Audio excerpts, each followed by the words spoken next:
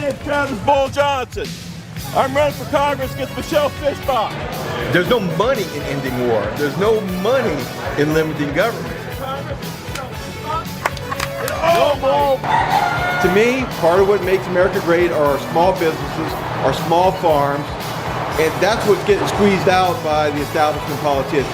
That's why I say, raise cattle and not taxes. And my name's Travis Bull Johnson.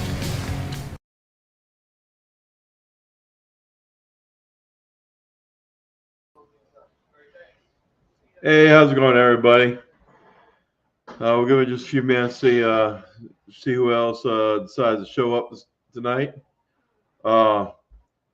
It's been a busy week. Okay, I mean, we've been hopping and popping. I mean, I'm probably spending 4 to 5 hours a day on the phone right now with people who are interested in what's going on with the party and where we're going to go with it.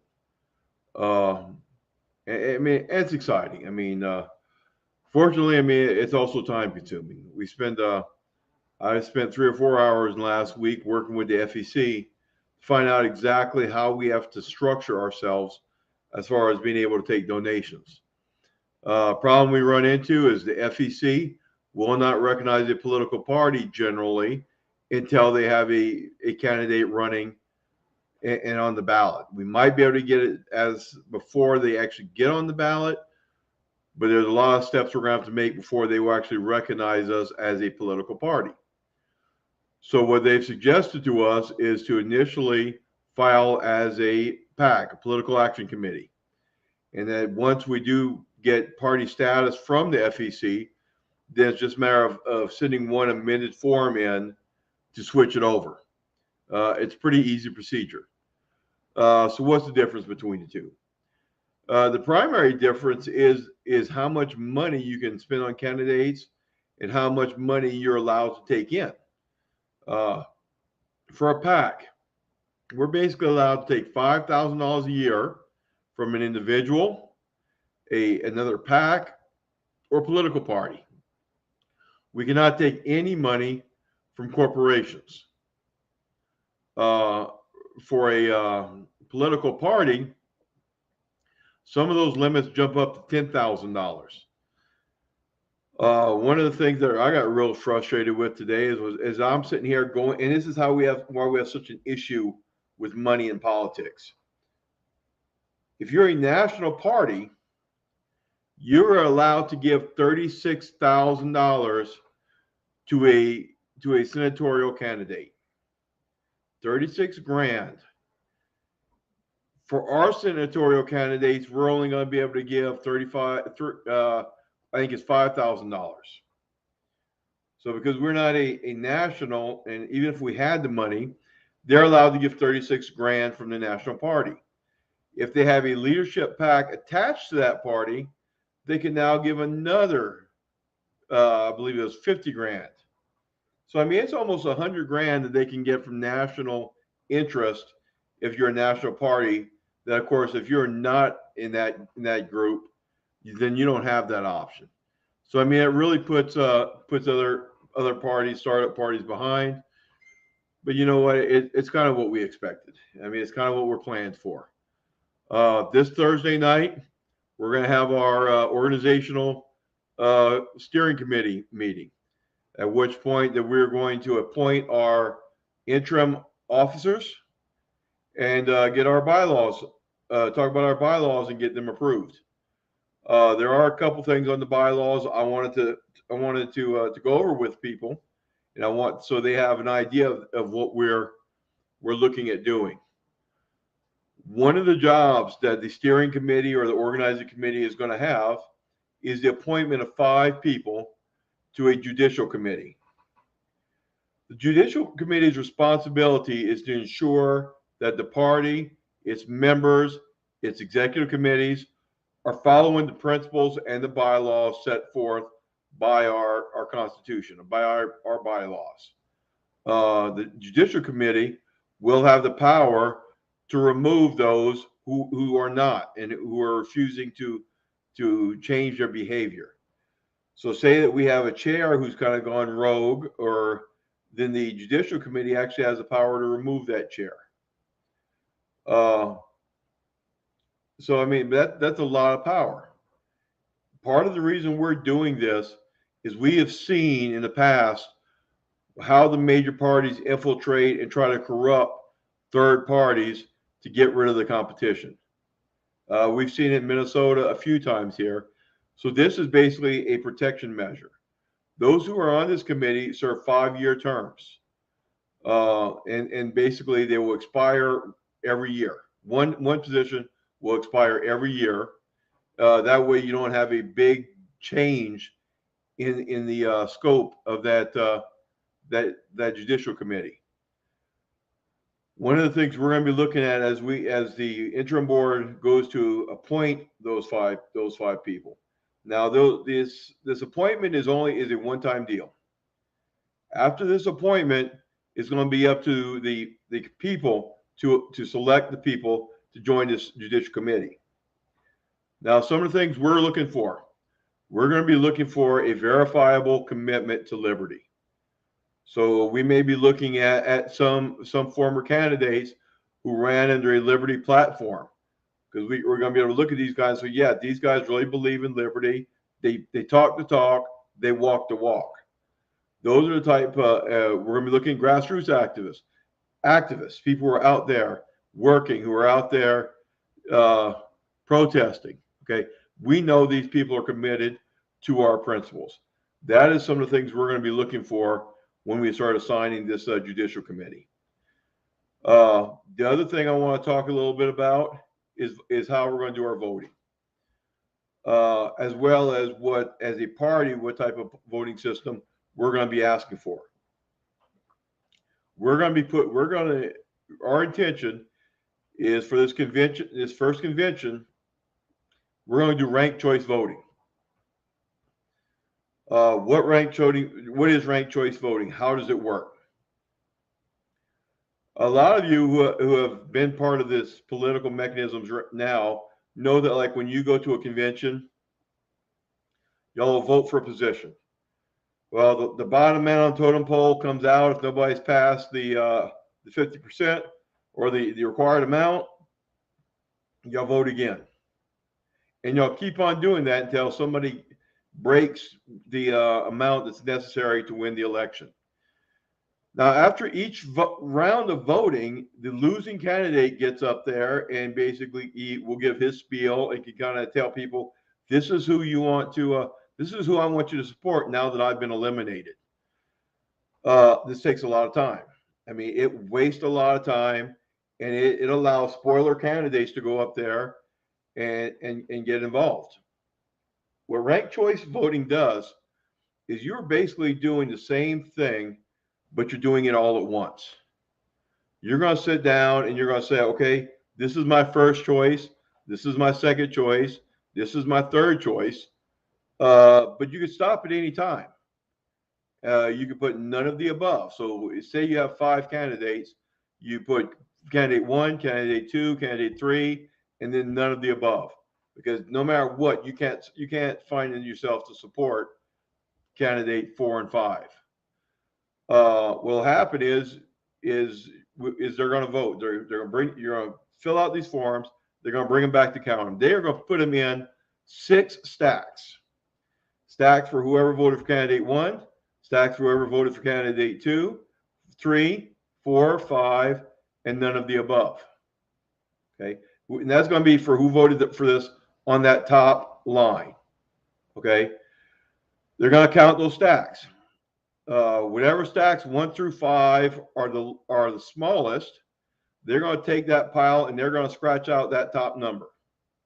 Now they're going to take that stack of ballots and they're going to redistribute them to the other four candidates.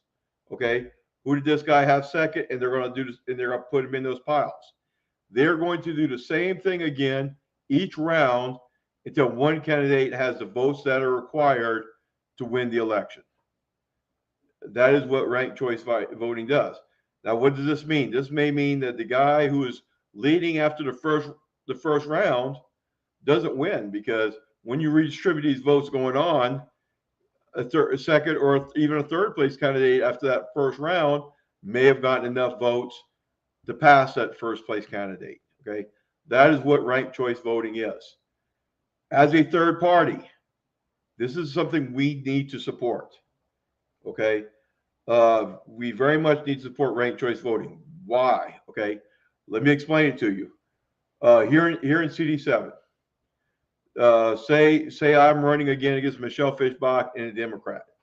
The main thing the Republican Party will do is say, hey, you can't vote for Bull. You can't vote for the constitutional republics, because if you do, then the Democrat's going to win.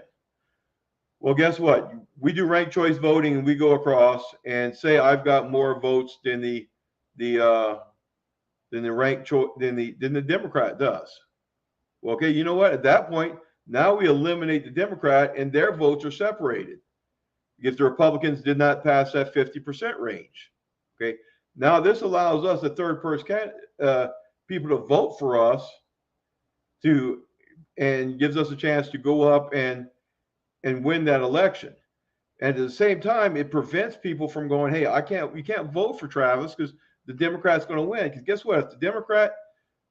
Say after that first round, the Democrat's winning, and say I was second, Michelle was third.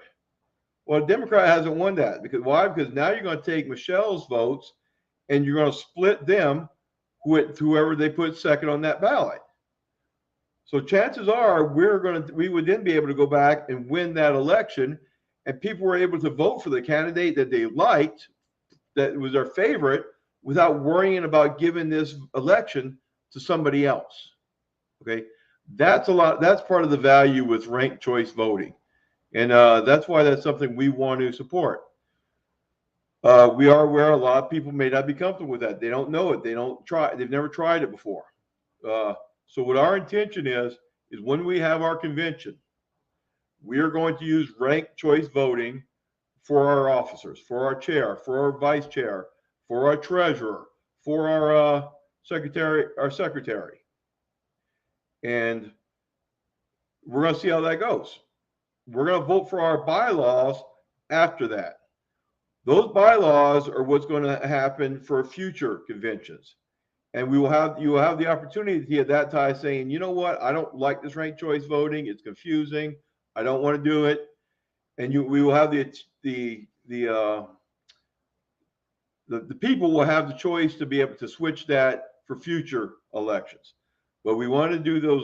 Normally we would do elections later, but we want to do it first so people have the opportunity to try ranked choice voting before we ask them to vote on it.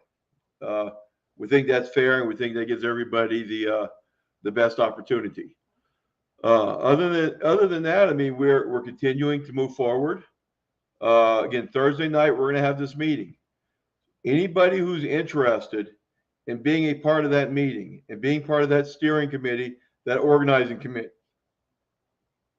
two things. One, you shoot us an email, let us know you want to be a part of it. usconrep@gmail.com.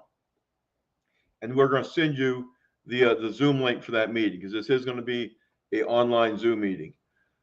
At that meeting, we're going to be electing our interim officers, which are going to be acting as our executive committee until that first convention. And again, we're shooting for April on that. The second thing is, if you're planning on being at that meeting, if you're planning on participating as the steering committee, we're going to ask you for two things. We're going to ask you that you are a member of that you agreed to join our party. Okay. We're going to ask you that if you do that, then you have the commitment to our party, and that you basically will be our members, because you can't really be a member of two political parties at once. Make a choice. So if you're at this meeting on Thursday, we're going to assume you want to be part of this organization. One of the things we're figuring out right now is how we're going to work our memberships. We got our software. We're practicing with our donation software today, and it doesn't really have a option to join as much as joining a membership. But what we are going to do is we're going to probably take two of the buttons that you push and stipulate this one is a $50 membership. This one is a $100 membership. Okay, what are the differences? It's a lot of money to get this party started. I mean, it's thousands of dollars we've already spent. For the first 100 people who do $100 towards the party, they will be founding members. Okay, what is a founding member? You remember when we started this conversation, we talked about the Judicial Committee, and we talked about our principles. These are two of the things that typically people coming into the party who want to take over your party would want to damage. They'd want to get that thrown out because that's what allows them to take over your party and corrupt your party.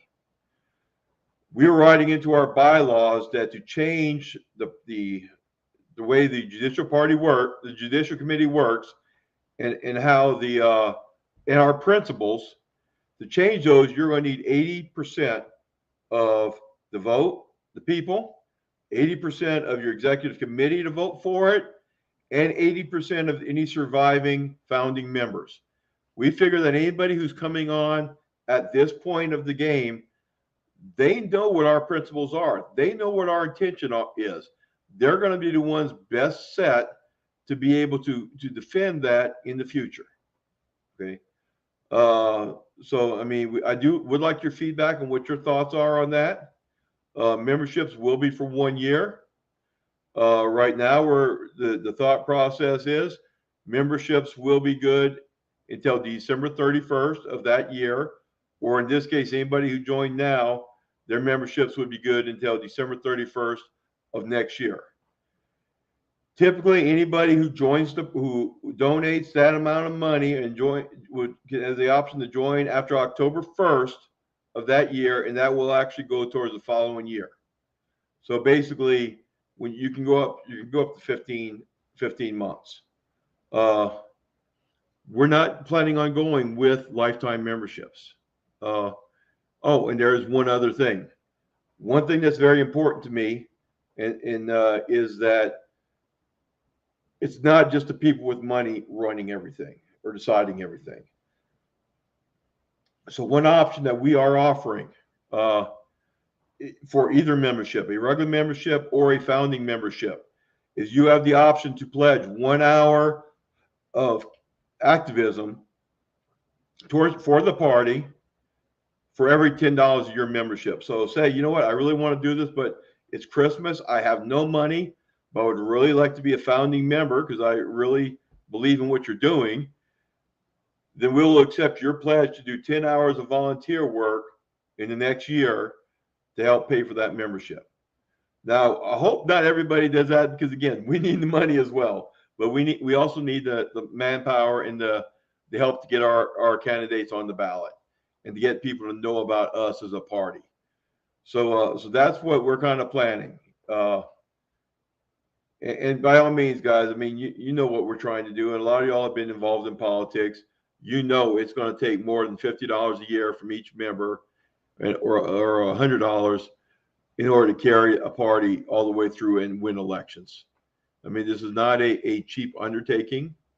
But so that's where we're at on that. We are now in talks with 2 other state brand new parties. And we're looking at the possibility of combining under one banner. But it's going to, I'm stubborn, so it'll probably have to be our banner if they want to play. But we are looking at that option because, again, eventually we are going to have to grow to that level. We are going to have to get out there and get people to organize nationwide if we want to make the difference that we want to make.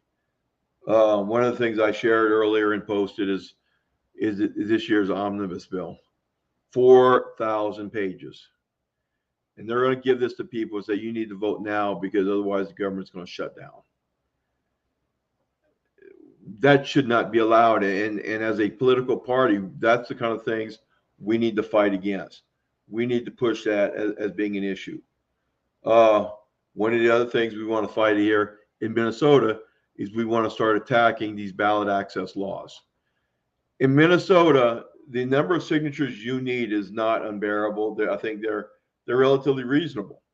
They're 1,000 for a House, or they're 2,000 for Senate or statewide office, and 500 for Minnesota legislator. The problem we run into is they only give us 10 days for those signatures, and part of that's over the Memorial Day weekend. So we're going to be coordinating with some of our supporters who are currently in or about to become in the Minnesota legislature. We are going to approach other legislators, and as a starting move on this, we're going to try to get that time period extended to the entire month of May, which we think would be a good compromise of, yes, you do have to have some support, but it gives us time to get out there and do it and deal with interruptions such as planning, such as weather. I mean, this last year where we didn't make our 1,000 vote, we lost the last couple of days due to thunderstorms, severe storms. So, I mean, this is going to be one of those things that we're going to be pushing to adjust. Other than that, I mean, things are moving right along. We're hoping to have some announcements in the very near future with people who are coming on board.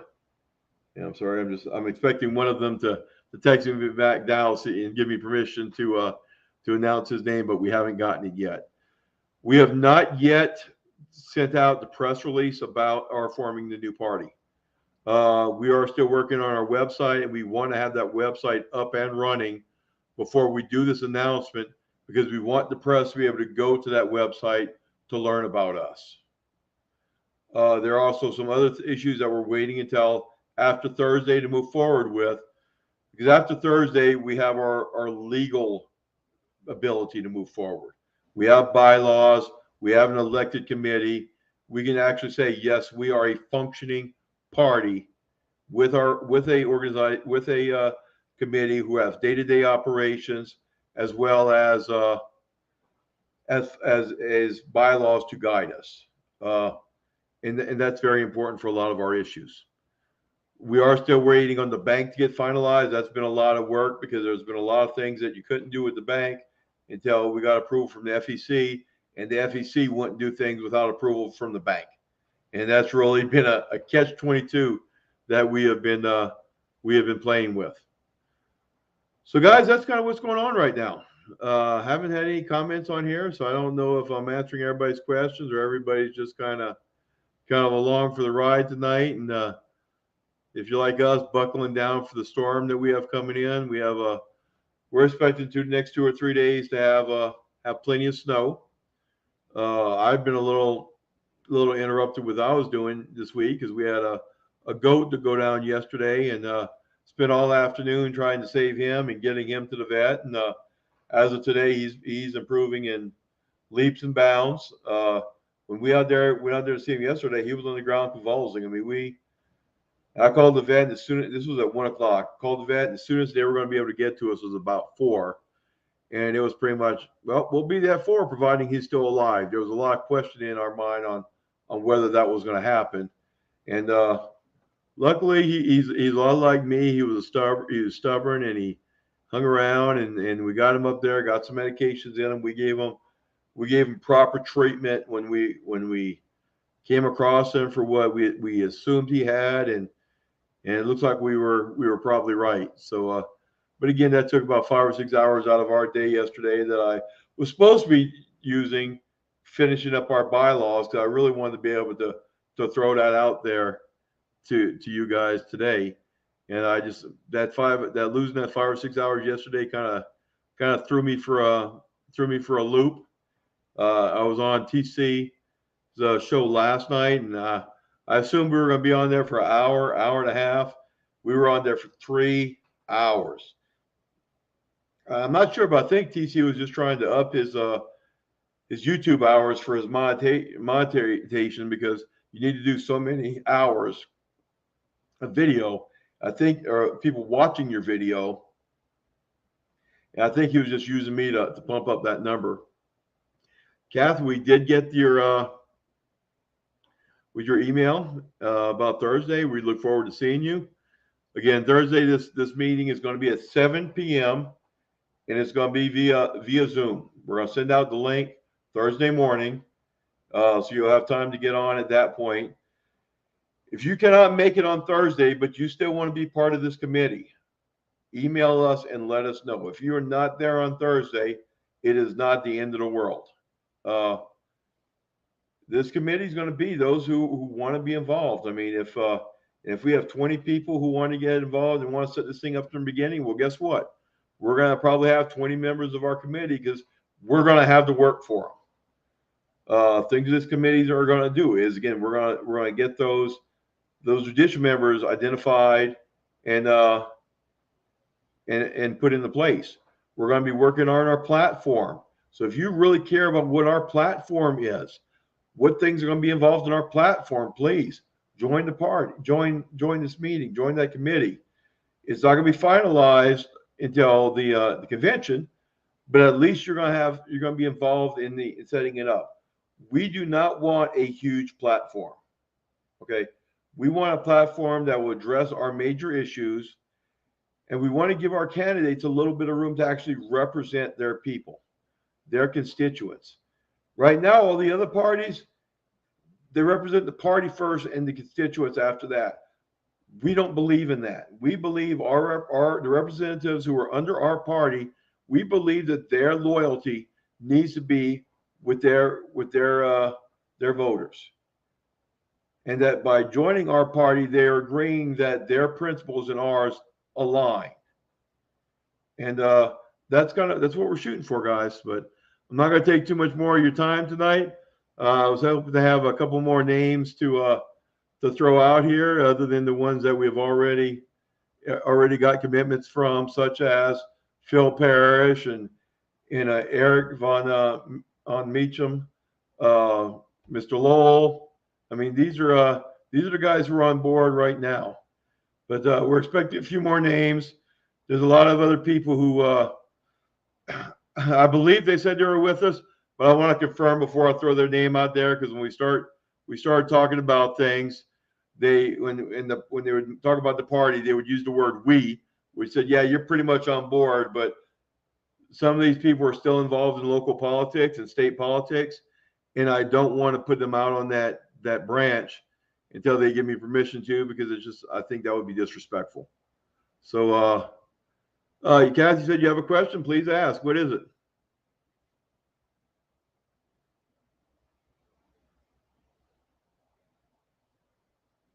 Well, Kat, she's doing it with a quick sip. Yeah, if you do have any questions, I mean, every one of these updates we do on, and we're going to do these every Tuesday night at 7. Then you have the ability to come on here, and it's literally ask me anything. I may have an answer, I might not, but if I don't have one at that time, we'll figure out an answer. We'll get back with you. You said you're the chairperson of the Minnesota Arrowhead RLC. So would you have to give that up if I joined your party? No. I'm assuming the Arrowhead RIC. Explain to me, what is the Arrowhead RLC if I'm not familiar? I think I'm tracking, but I want to make sure.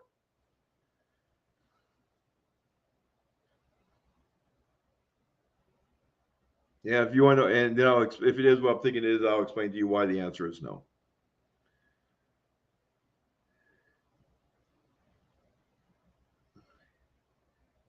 If I had to guess, I guess Patrick probably knows the answer to what the Arrowhead RLC is as well, but.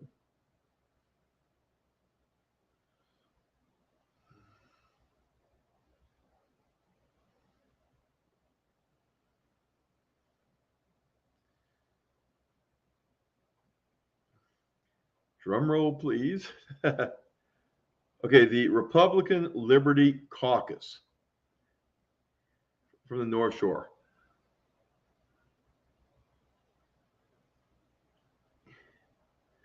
Does that make you a member? Does that mean you are a member of the Republican Party, Kath?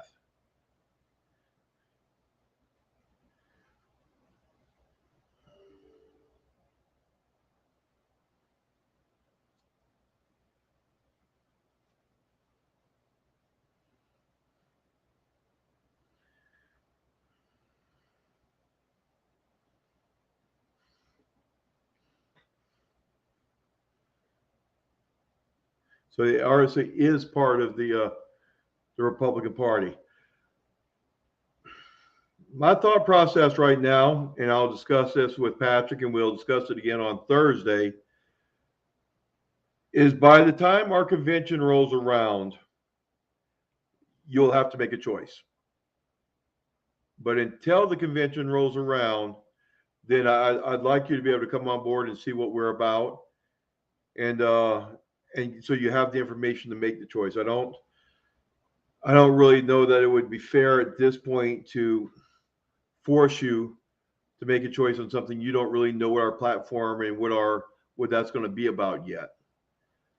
But I will say that in order to be a voting member at convention, you will have to be a member of our party, which will basically stipulate that you are not a member of another political party. But I definitely understand if you're part of that Liberty Caucus, you're going to have probably a lot more in common with us and our party than you will the GOP.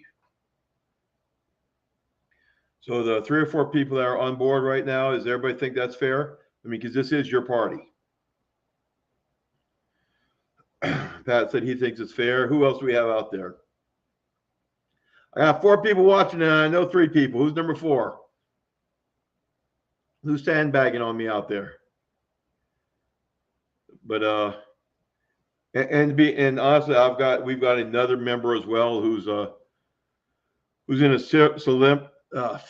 similar part issue with the Libertarian Party, and I think that's going to be our limit.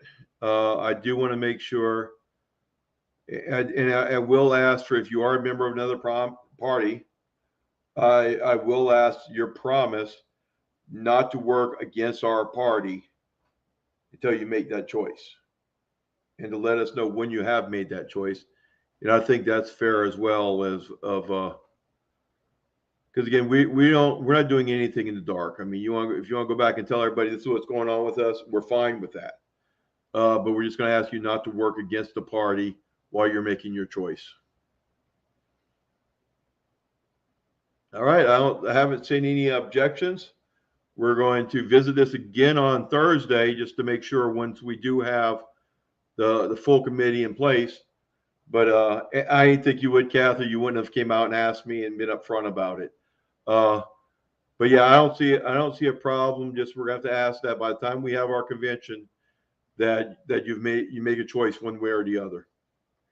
And we do believe that people who are part of the Liberty Caucus needs to be a part of developing this party, because we are so similar in that.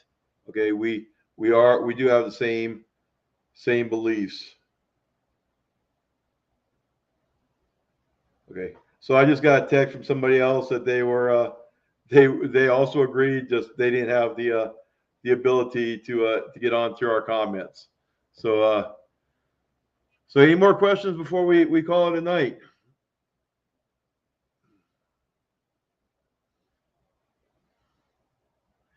Again, when we have these things, we're going to try to get to the point. I don't want to take everybody's full evenings away Thursday night. But I will tell you this: Thursday, expect for it to be at least 2 to 3 hours, because we've got 12 pages of bylaws so far that I'm working on to go through.